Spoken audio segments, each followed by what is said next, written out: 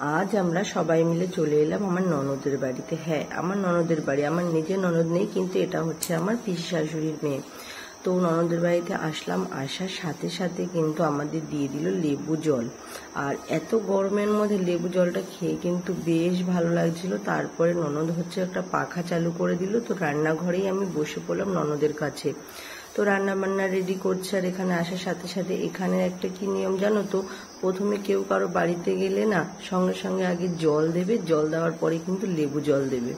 এই জিনিসটা কিন্তু খুব ভালো লাগে।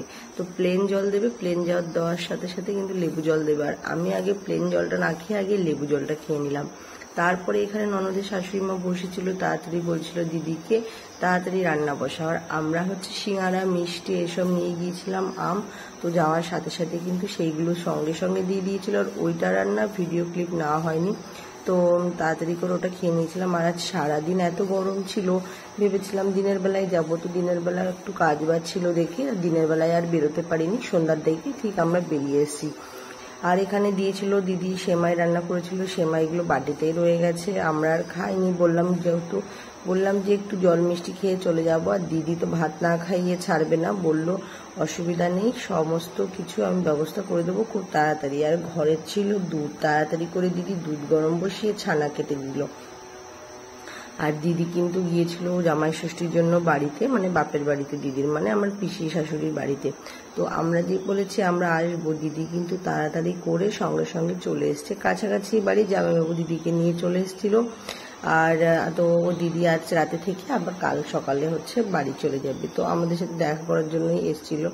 আর এখানে দেখো দিদির এই উনুনটা আমার এত ভালো লেগেছে, একবার জ্বালন দিলে দুটো রান্না হয়। এদিকে দিদি ডাল বসিয়েছে, এদিকে স্টিলের হাঁড়ির মধ্যে ভাত বসিয়ে দিয়েছে। এই উনুনটা না আমার বেশ দারুণ লেগেছে।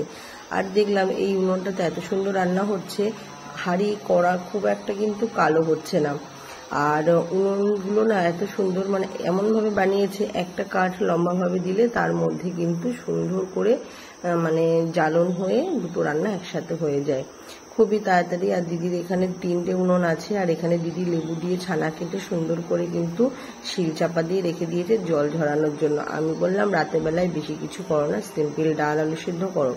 দিদি বলছে এতদিন পরে এসছে ভাইয়ের বউ, ডাল আলু সিদ্ধ করে কি খাওয়ানো যায়?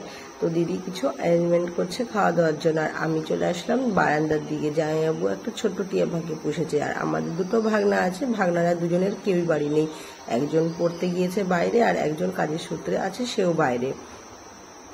আর আমি যখন আগে আমার ননদের বাড়িতে যেতাম, ভাগনারা তখন অনেক ছোট ছিল। আমি যাওয়ার সাথে সাথেই বলতো মামিমা এসছে, ফুচকা খাবে, ফুচকা নিয়ে আসি। মানে আমি তাই আজকে ভিডিও কল করে বলছিলাম যে তুই তো বাড়িতে নেই, আমাকে ফুচকাকে এনে দেবে। তো যাই হোক, আর এখানে হচ্ছে আমার জায়ের মেয়ে আর আমার মেয়ে দুজনে মিলে মোবাইলে দেখছে কার্টুন, কেননা এদের রাখতে হবে একটু ব্যস্ত। এরা যদি ব্যস্ত না থাকে আমরা তাহলে আর শান্তিতে থাকতে দেবে না, এই আর কি। তো দুই বোনে মিলে দেখো অনেকদিন পরে দেখা হয়েছে, অনেকদিন কি দুজন দুজনকে প্রথমেই দেখেছে। আমিও আর ছোট দেওয়ারের যখন মেয়ে হয়েছিল তখন ওরা ছিল বাইরে আসামে, তো আমিও দেখিনি, এই প্রথমেই দেখলাম। তো দেখতে দেখতে 2 বছর পরে তারা এসছে আসাম থেকে, কেননা দেওরের ডিউটি সূত্রে ওখানেই কিন্তু থাকে। তো তারপরে এখানে জামাইবাবু সঙ্গে সঙ্গে কোল্ড ড্রিঙ্কস নিয়ে এসেছিল।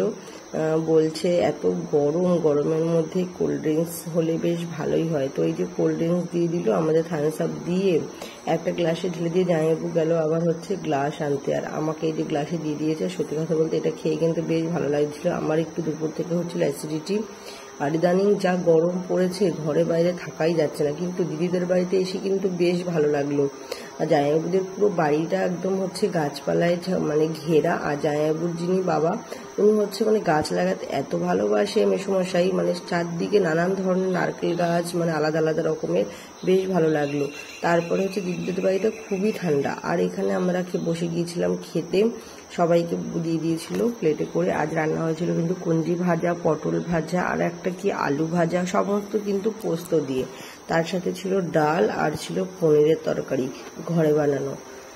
তো আজ রাতের খাওয়া দাওয়াটা কিন্তু বেশ ভালো ছিল, সবাই মিলে বসে। এখানে আমার ভাই আর এটা হচ্ছে আমার ছোট দেওয়ার। তারপরে কিন্তু ছিল মিষ্টি, পাঁপড় আর ছিল দই। এখানে দেখো দিদি পাঁপড় দিয়ে দিচ্ছিল। তো লেটও হয়ে যাচ্ছিল, আমরা খাওয়া দাওয়া করে তারপরে যেতে হবে বেশ অনেকটা রাস্তা। আর উপর থেকে এতটা গরম পড়েছে না, গরমের মধ্যে ঠান্ডা জল খেতে খেতে আমার একটু গলাটা খারাপ হয়ে গেছে। এই ঠান্ডা জল, কোল্ড ড্রিঙ্কস, এটা ওটা মানে খেতে খেতে যেখানেই যাচ্ছে সেখানেই হচ্ছে কোল্ড ড্রিঙ্কস দিচ্ছে।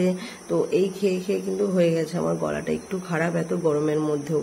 তো তাই কথা বলতে একটু অসুবিধা হচ্ছে, যাই হোক তোমরা মানিয়ে নিও। আর হচ্ছে আমরা খাওয়া দাওয়ার পরে কিন্তু বেরিয়ে পড়লাম, ছোট দেওর আর ছোট যা তারা বাইক নিয়ে যাচ্ছে আগে আর আমরা আছি পিছনে, কেননা তার যে ছোট পুচকুটা তার দিদি ভাইয়ের জন্য খুবই কান্না করে, একসাথে সাথেই যেতে হবে। আর এই রাস্তাটা দিয়ে যখন যাচ্ছিলাম একটা মানুষজন কিচ্ছু ছিল না, বড় বড় গাছ আর হচ্ছে ফাঁকা রাস্তা, একদম অন্ধকার, কোথাও কোনো লাইট নেই, কিচ্ছু নেই। মানে মানে ভাবি কি করে থাকে, মানে এতটা মানে গ্রাম্য পরিবেশ না, মানে কি বলবো। কিন্তু গ্রামের ভিতরে রাস্তা রোড এত সুন্দর, মানে একদম ক্লিন পরিষ্কার হাই রোডের মতন। তো যাই হোক আমরা এবার চলে যাব বাড়িতে। আজকের ভিডিওটা বেশি বড়